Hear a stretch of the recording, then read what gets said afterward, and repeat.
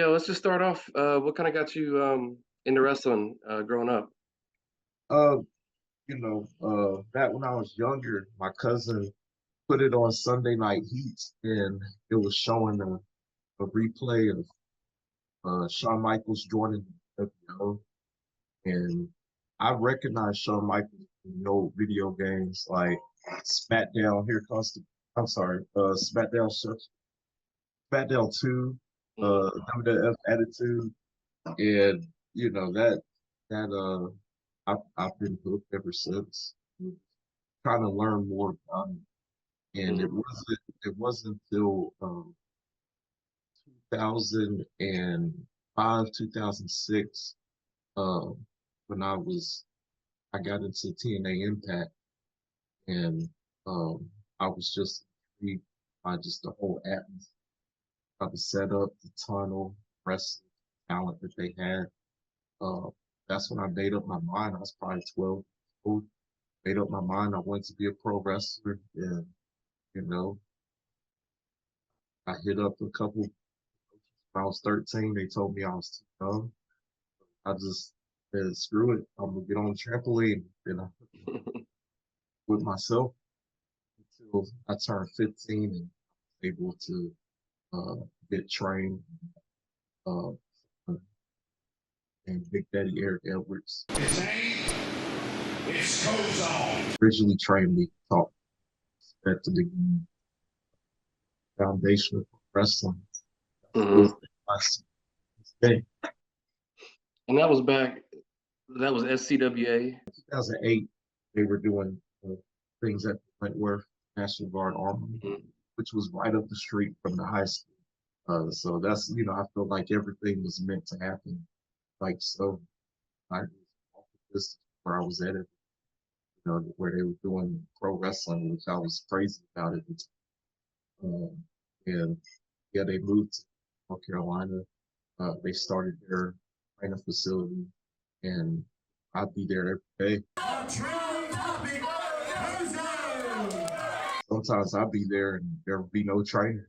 I'd just be there ready to learn. Not a lot of times somebody would be there.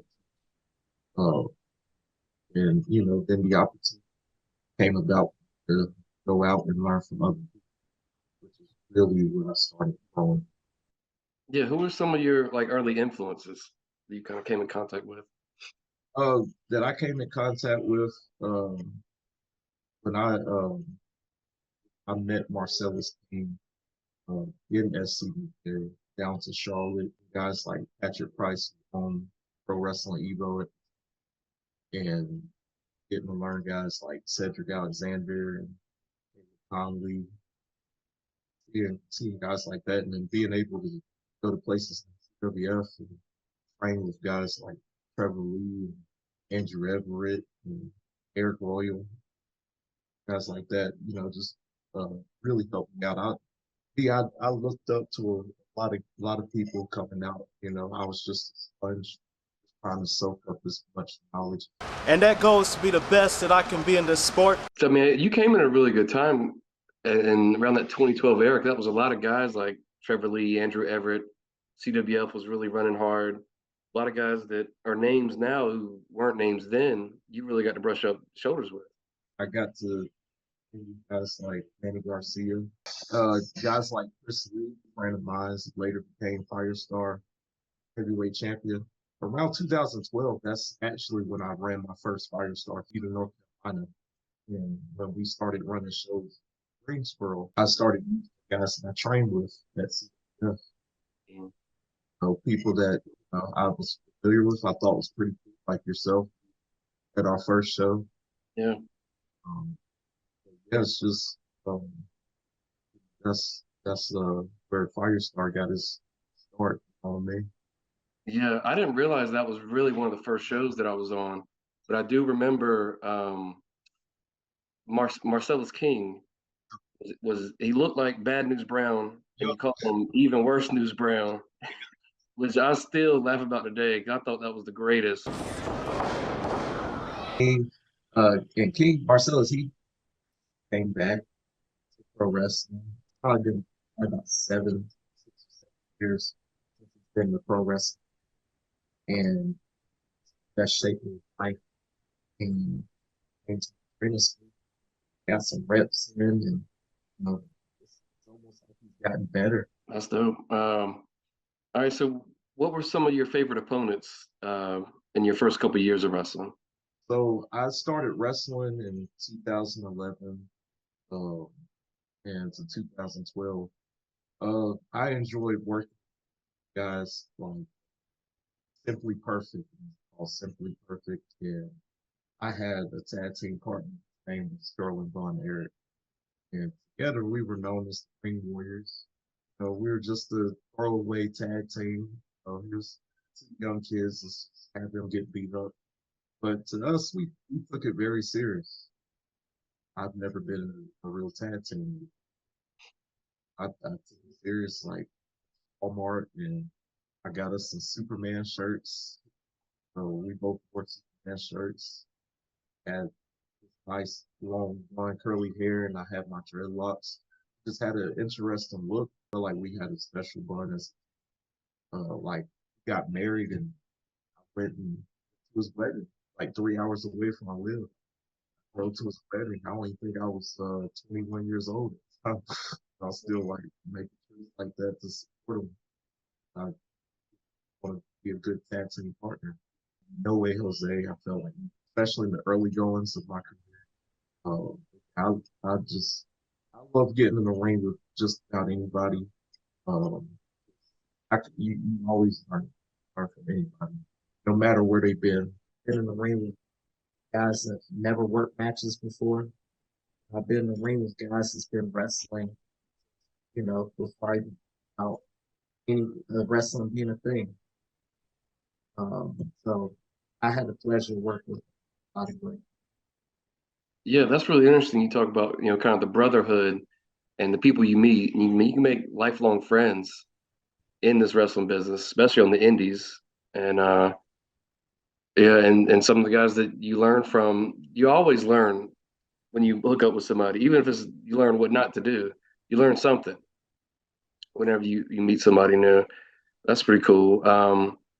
Fast forwarding, I'm flipping through YouTube one day and I see you on AEW Dark. How did that come about?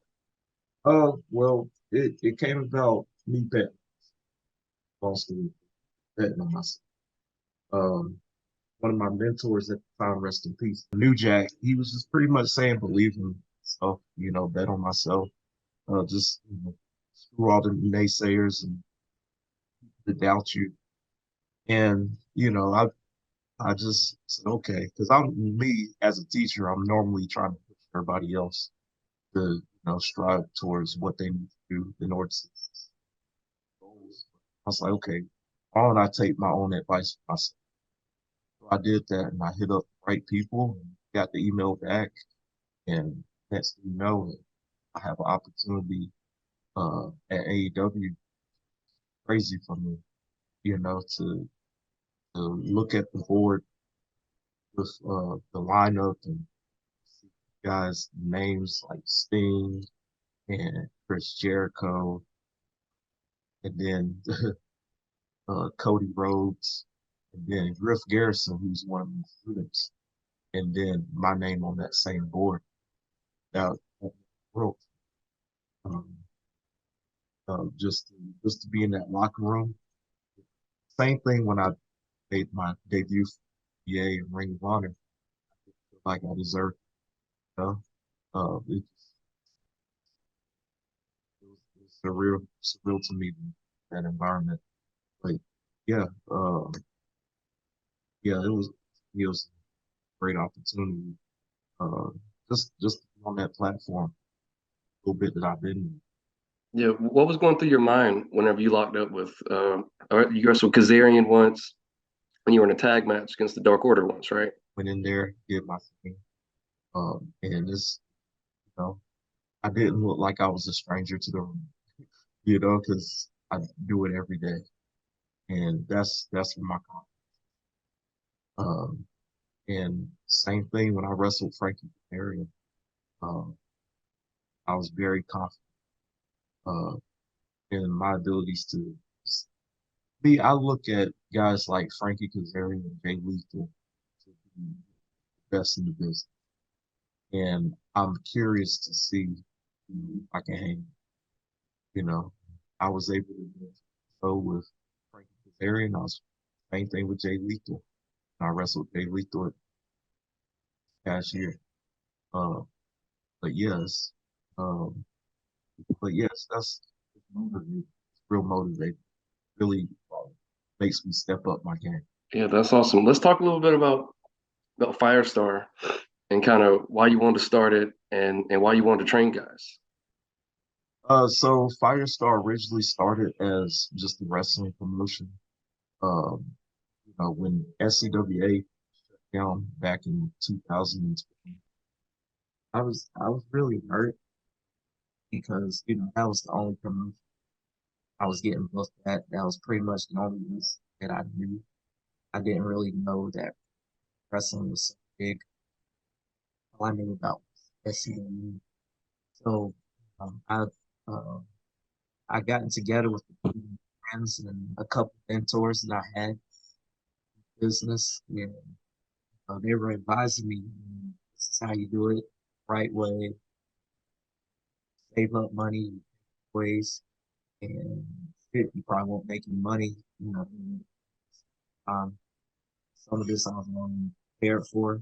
Um, saved up some money and ran a big show back in 2012. Bobby Lashley, Eddie Edwards, Caleb Conley, Cedric Alexander, Adam Page, Rick Converse, uh, Caprice Coleman, Man Scout, Jake Manning. The list goes on. Had a, it was a show that turned heads. Um, and yeah, that's how it started and went about.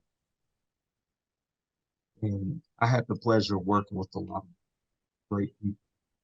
The training school opportunity started maybe 4 years after our first show. Um, where it started out me training people backyard. You probably remember him. There used to be a wrestler, wrestling named Johnny Steen Mhm. on the UK Greensboro. North. Johnny was super, super nice guy. Um, he always took care of me.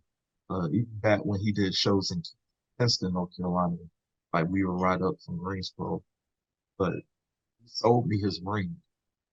Um, he sold me his 16 by 16 ring. He was trying to get out the business. Not sure why, uh, but he was trying to get out, and I was able to buy his ring, and I started teaching people. Now, it was never really my intention to really teach, but it was like I always wanted a ring, get better. Hey, I got having people email me about training. I usually refer them to other schools. I can at least get somebody to where I'm. That was my thought process. I can teach somebody how to bump, how to do arm drags, a hip toss, a drop kick, Akon heel low, they'll get over. You know, that's my thing. Um, but yeah, the guys that I was working with, they came out to be really good at the time. There wasn't that many trainers back in 2015, especially in the Carolinas. So the guys that uh, I was bringing up, they were having really good matches, getting names out. People asked them where you trained LaBron Kozone. What? There ain't no way. You Mhm. know, then started doubting me, saying that I don't deserve to be a trainer, and I should. And that discouraged me. All that did was lit a fire in me. So then I started training more because I wanted to prove more people wrong. And we moved to a building, and it became public, and that's when I ran into Griff Garrison and Mark. They both hit me up at 4 o'clock in the morning about training, both of them at the same time. I messaged them back, and we started training that next week.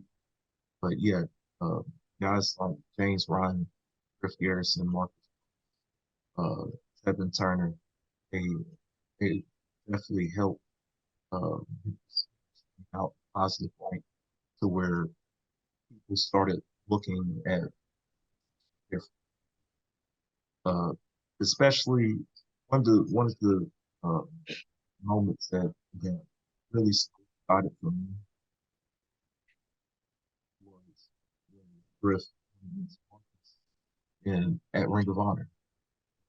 To for me growing up, Ring of Honor meant well, you're a great ass wrestler. You're one of the best wrestlers in the world. You get to wrestle for Ring of Honor, Yeah. and my students got to wrestle each other in the opening contest of Ring of Honor, Concord, North Carolina, back in 2000. So that was probably my first real proud moment. Like I had many proud moments. Like even them having their first one, I was proud. They took their first bump from me, I was proud. But they they wrestled that match. That was like, you know what I mean? Hmm. Um, Yeah, and then you see these guys like Marcus Crofts and Griff Garrison on TV every week. Griff Garrison, of course, part of the Varsity Blinds. You got to feel like a proud dad watching these guys, right? everybody's doing their thing, and you and I'm honestly I'm proud of everybody at the day, all of their dreams, and they did what people said, they put themselves in a better. So it's, TV or not TV, like I'm proud of all of them.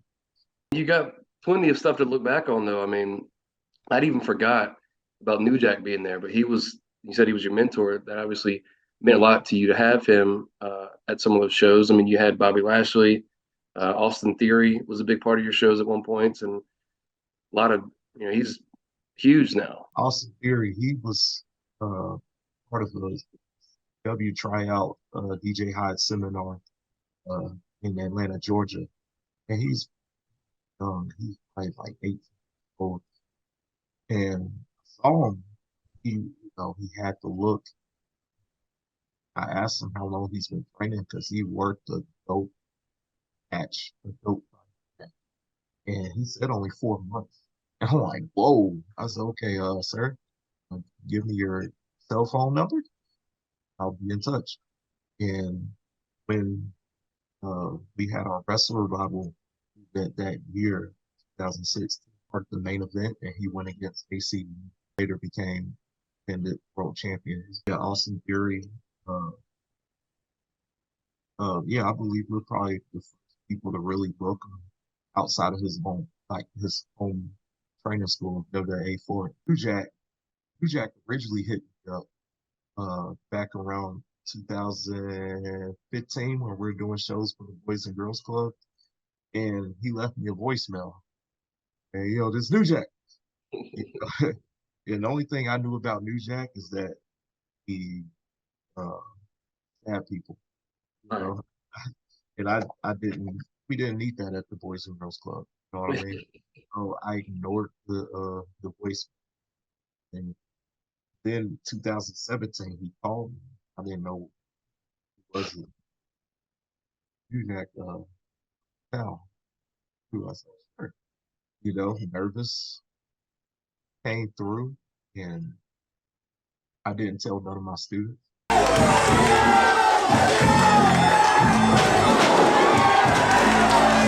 They probably would have ran. They probably wouldn't have showed up to class. They would have known that New Jack was going to be there. But New Jack walked into training school, and I'll never forget the books. And honestly, every time New Jack showed up to the training, everybody's Yeah. shit, you know. At the time, he was trying to get back active in the ring, nursing uh, he was nursing an ankle injury, and I said, "Cool, no problem." He said he'd be willing to help out too. And at the same time, all the stories, the infamous New Jack stories, I didn't know. I didn't understand. everything I learned from New Jack, all the stories I learned from him and his reasoning, and him talking to me on the road, or if we're at a restaurant. Um, but yeah, New Jack, he got in the ring that first day and he locked up with my kids. Headlock takeover, arm drag, scoop slam. I'm like, what? He can wrestle? You know? All I thought was, stabbing people and with chairs. That's all I thought.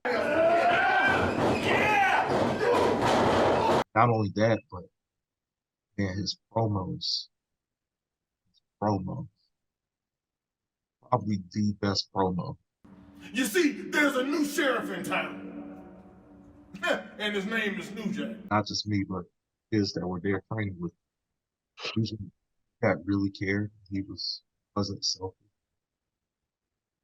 And he wouldn't. I believe the original gangster is back in the house and your ass is gonna belong to me. I remember we were at Hooters. That was his favorite restaurant.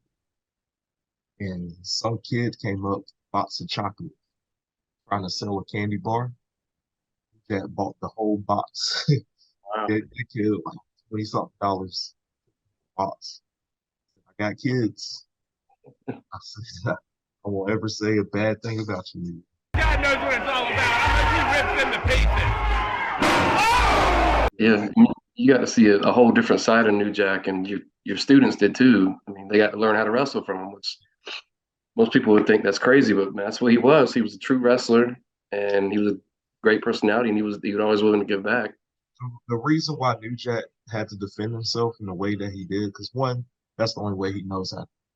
Two, when a lot of wrestlers or hardcore wrestlers, all these blood show outlaw promotions, those wrestlers don't know how to work. They don't distinguish the difference.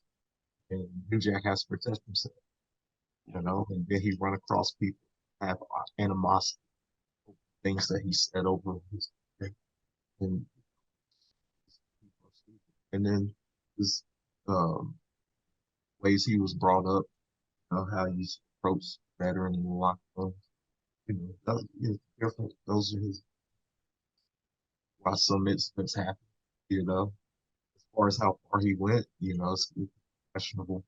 But what I try to remember New Jack, the person, the man that I knew, and had a big heart.